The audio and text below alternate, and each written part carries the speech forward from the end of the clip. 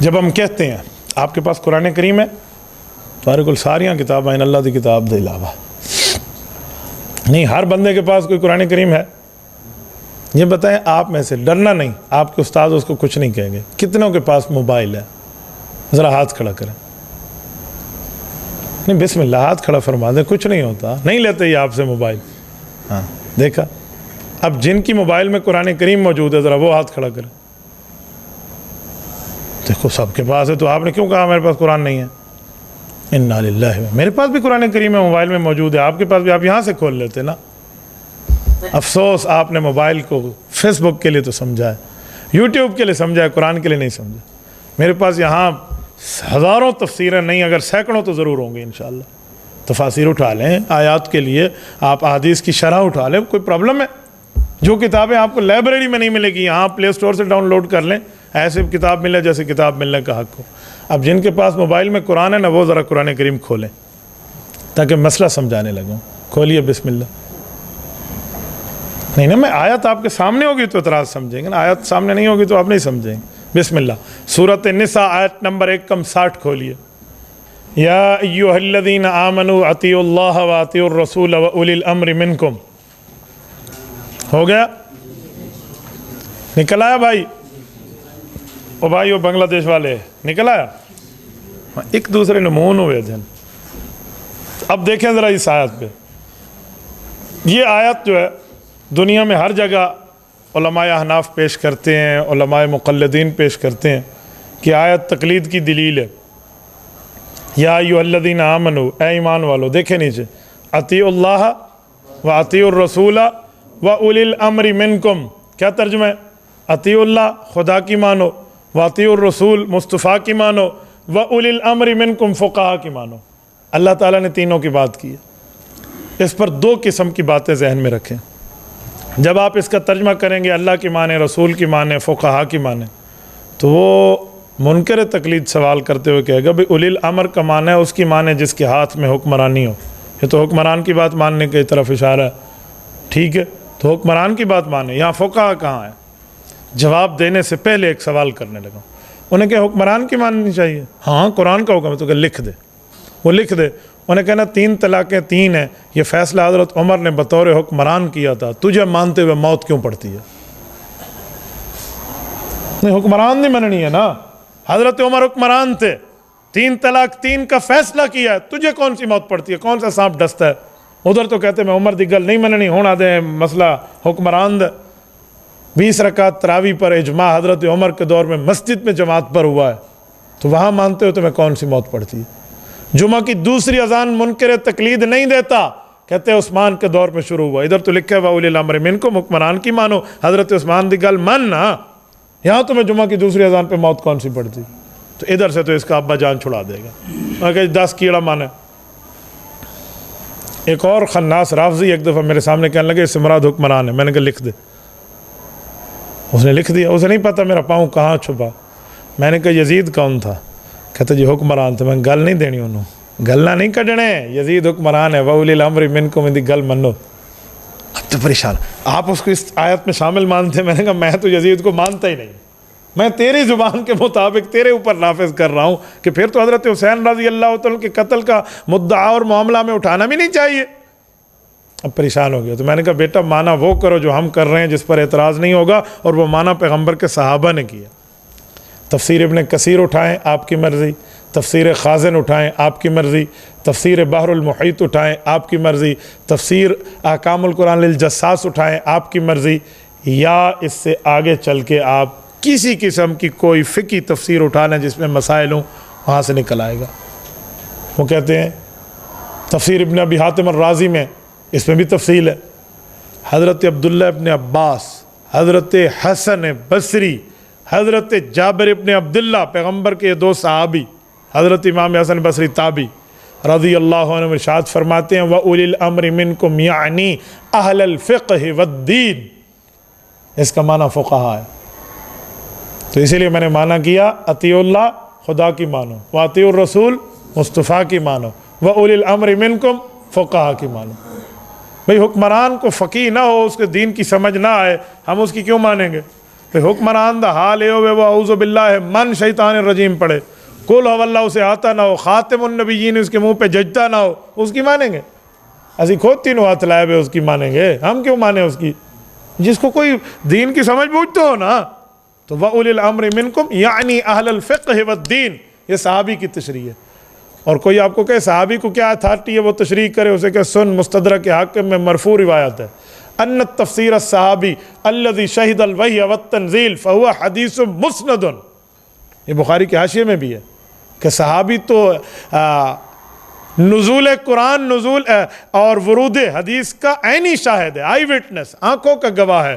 یہ تفسیر کر دے قرآن کی آیت تو حدیث مسند کے برابر ہوتی ہے۔ تو صحابی نے کہا اس سے مراد فقہا ہے، ٹھیک ہو گیا، اس لیے فقہا کی مانو۔ اب میرے ذہن یہاں تک بتانے کا نہیں تھا، جو میں نے قرآن اٹھایا وہ اگلی بات سمجھانے کا تھا، اس وقت تو آپ ویسے ہی سمجھ جاتے۔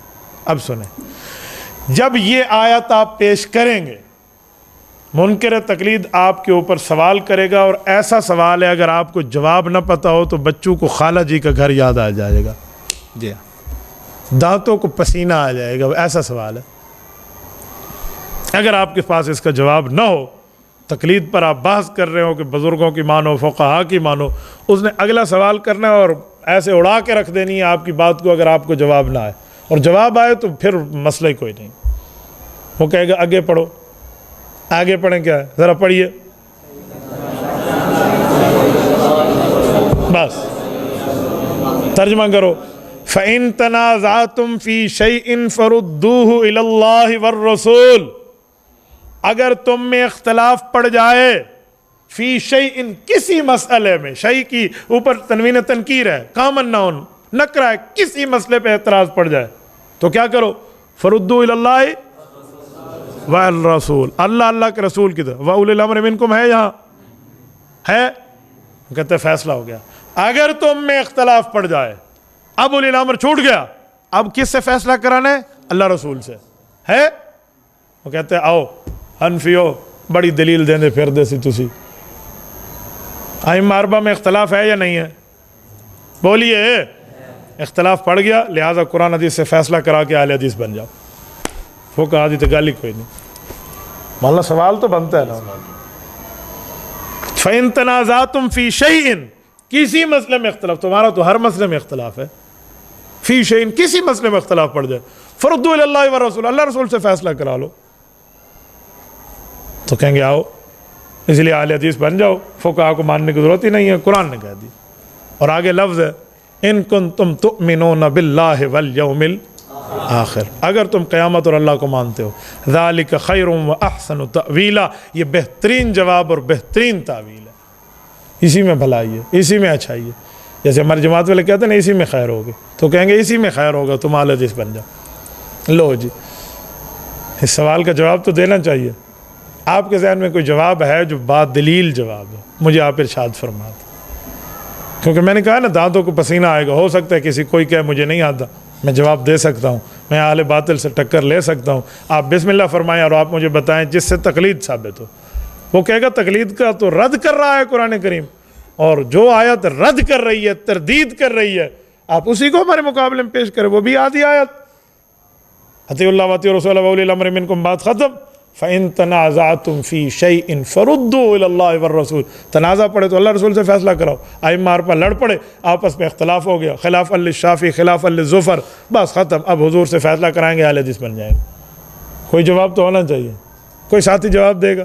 میں آپ کو شرمندہ کرنے کے نہیں، آپ کی ٹریننگ کرنے کے لیے آپ سے پوچھنا چاہ رہا ہوں۔ جزاک اللہ، فرمائیے ذوالقرنین۔ جواب یہ ہے کہ جو فقہا کا آپس کے اندر اختلاف ہو گیا، تو انہوں نے جو اپنے اختلاف کو حل کیا ہے وہ بھی قرآن حدیث سے حل کیا ہے، اس سے علاوہ کسی اور چیز سے حل نہیں کیا۔ اوکے، قرآن اور حدیث سے حل کیا، میں مان گیا، تو پھر فقہا کو ماننے کی ضرورت تو نہیں رہی نا، کہ قرآن نے کہا اختلاف پڑے، پھر فقہا کو نہیں ماننا، پھر قرآن حدیث کو ماننا ہے، تو فقہا چھوڑ دو۔ یہ تو آپ انہی کی بات کو اپنے الفاظ میں کہہ رہے ہیں، گالتے اتھے ہی کھڑوتی ہے نا، بھئی ان کی بات مانیں، یہ آ گیا، اختلاف پڑے تو پھر ان کی نہ مانیں، یہ ہو گیا۔ وہ تو یہی کہنا چاہ رہے ہیں نا، اب اختلاف پڑ گیا، پھر ان کی کیوں مانتے؟ آپ قریب قریب لگے ہیں جواب کے، لیکن اب کما حق کو نہیں جواب دے پائے۔ اس وجہ سے مانتے ہیں کیونکہ انہوں نے اس اختلاف کو ہمیں حل کر کے دیا. قرآن تو کہتے ہیں ان سے حل کرانے کی ضرورت ہی نہیں ہے. کہتے ہیں فردو اللہ و رسول, اللہ رسول سے حل کراؤ. آپ پھر فقہا سے حل کرا رہے ہیں. قرآن ان کی طرف لے کے بھی نہیں جاتا. قرآن کہتے ہیں فردو اللہ و رسول وَأُولِي الْأَمْرِ مِنْكُمْ نہیں ہے. آپ بتائیں, آپ ہاتھ کھڑا کر رہے تھے. کلوزڈ. چلو سنیں, قرآن اور حدیث کو پہنچانے والے تو فقہا ہیں, مجتہدین. مولانا میرا واسطہ مدرسین سے نہیں ہے, آپ بزرگ ہیں, اللہ آپ کو خوش رکھے. توجہ, اس کا جواب جس طرز پہ آپ نے مخالف کو دینا ہے نا, وہ ذہن میں رکھیں. آپ انہیں کہیں گے قرآن کریم اترا حضور پہ ہے, سمجھا پیغمبر کے صحابہ نے, ان سے حل کرا لیتے ہیں. اس آیت کا مطلب کیا ہے؟ وہ جڑا حل دس دے میں وہ تواڈے حق کی جو ہے تو تسی مان لو, ساڈے حق کی جو ہے ایسی مان لینا ہے. صحابہ سے حل کرا لیتے. ابھی میں کہہ بھی چکا ہوں اللہ شہید الوحی والتنزیل فهو حدیث مسند, صحابہ سے حل کرائے نا. یہ ہے طرز.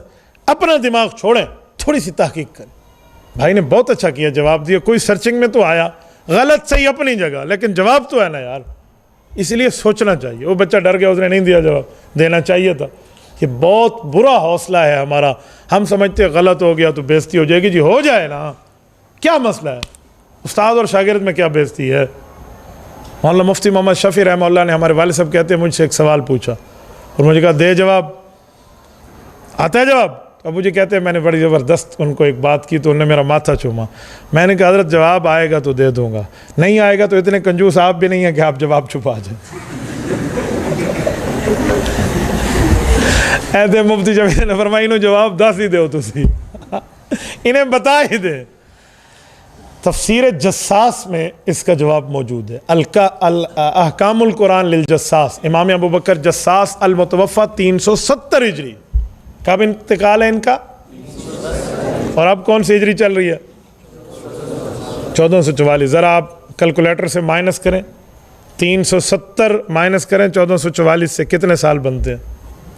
کیلکولیٹر نکالیں یا چلو آپ کے پاس لکھا ہوا ہو تو اس سے دیکھ لیں.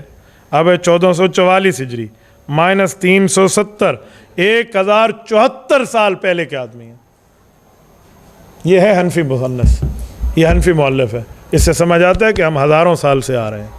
ہمارے اکابر بہت پرانے آ رہے ہیں. امام ابو بکر جساس کی تفسیر ہے, یہ حنفی ہے.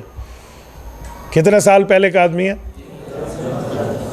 بالفرض والمحال آپ کو ان کی تاریخ وفات, جسے کہتے ہیں اسماء الرجال, اس کا علم نہ ہو اور کوئی آپ کو کہے حافظ ابن حجر نے ایسا لکھا ہے, تو آپ کہیں گے حافظ ابن حجر رحمہ اللہ تو بہت بڑے آدمی ہیں, ابو بکر جساس کی کیا ویلیو ہے؟ حالانکہ حافظ ابن حجر المتوفہ 852 ہجری. اب فتح الباری اٹھا لیں, اوپر سے دیکھ لیں. حافظ ابن حجر اسقلانی رحمہ اللہ المتوفہ 852 ہجری, اور اب 1444 ہے, مائنس 852, 592 سال بنتا ہے. 600 سال پہلے کا آدمی ابن حجر ہے, اور 1100 سال پہلے کا آدمی ابو بکر جساس ہے. یہ معلومات نہ ہونا, یہ اسماء الرجال نہ پڑھو بہو, اس سے بندہ واقف نہ ہو تو اینج منہ دیکھنا. پھر تھوڑا سا بندے کو پتہ ہونا چاہیے ہے کیا. تو امام ابو بکر جساس رحمۃ اللہ اس کا معنی کرتے ہیں. فرماتے ہیں یہ آیت ایک ہے, حکم دو ہے. نہیں سمجھے؟ آیت ایک ہے, اطیعوا اللہ واطیعوا الرسول واولی الامر منکم تک ایک حکم ہے. فإن تنازعتم فی شیء فردوه الی اللہ والرسول سے دوسرا حکم ہے. پہلے حکم کے مخاطب اور ہیں, دوسرے حکم کے مخاطب اور ہیں. پھر اس پر دلیل قائم کرتے ہیں, کہتے ہیں جو پہلا حکم ہے اطیعوا اللہ واطیعوا الرسول واولی الامر منکم, یہ عوام کو حکم ہے. لوگوں اللہ کی مانو, رسول اللہ کی مانو, فقہا کی مانو, خدا مانو, مصطفیٰ مانو, فقہا مانو, یہ عوام کو حکم ہے. اس کے بعد یہ جو دوسرا حکم ہے ھذا حکم موجہ للمجتہدین, یہ دوسرا حکم فقہا کو ہے, عوام کو نہیں ہے کہ ہم لے جائیں, فقہا کو ہے. عوام اطیعوا اللہ واطیعوا الرسول واولی الامر منکم, اور فقہا فإن تنازعتم فی شیء فردوه الی اللہ والرسول. تو آپ نے اللہ رسول سے فیصلہ کرانا ہے, یہ فقہا کا کام ہے, یہ عوام کا کام نہیں ہے. اس نے قریب قریب جواب یہی دیا, لیکن اس کو تعبیر نہیں کر سکے. کہ فقہا میں اختلاف ہو وہ اللہ رسول سے فیصلہ کرائیں. سوال اٹھتا ہے عوام فیصلہ کیوں نہ کرائے؟ عوام کیوں نہ کرائے؟ عوام کرا لے اللہ رسول سے فیصلہ. تو وہ کہتے ہیں وَلِأَنَّ الْعَامَّةَ لَا يَعْرِفُونَ كَيْفِيَّةَ الرَّدِّ إِلَىٰ كِتَابِ اللَّهِ وَالسُّنَّةِ وَوُجُوهَ دَلَائِلِهِمَا فِي أَحْكَامِ الْحَوَادِثِ. فرمایا عوام کو تو پتہ ہی کوئی نہیں ہے کہ رد الی اللہ والرسول کا طریقہ کیا ہے. لأن العام لا يعرفون. ایک ریڑھی والا ہے پیاز بیچتا ہے, اسے پتہ چلے امام حنیفہ امام شافعی کے اختلاف ہے, وہ رد الی اللہ والرسول کو کیسے جانے گا؟ وہی کسی مولوی تو یہ حل کرانا ہے نا, بھی بخاری تو مینوں حل کر دو, قرآن تو حل کر دو. مولوی سے کرے گا گال تو وقت اتھائیاں عقل ہوتی. ہاں میں بارش سے بچا پر نالے کے نیچے آ کے ٹھہر گیا, بات تو وہی آ گئی نا. تو لہٰذا لأن العامة لا يعرفون كيفية الرد, عوام کو تو پتہ ہی کوئی نہیں ہے. فقہا حل کرائیں گے, اور فقہا نے اپنے اختلاف کا حل اللہ رسول سے لیا ہے. تو لہٰذا یہ آیت ایک ہے, حکم دو ہے. اس دوسرا حکم موجہ للمجتہدین. اب غیر مقلد آپ کو کہے گا اے تو تسی اپنے گھر تو حوالہ دیتے ہیں, کوئی ہماری بات کرے تو اپنے گھر کا حوالہ آپ نے دیا. ہمارے بزرگ کو اس بات کو مانتے ہیں؟ جی تواڈے بزرگ بھی مندے نے.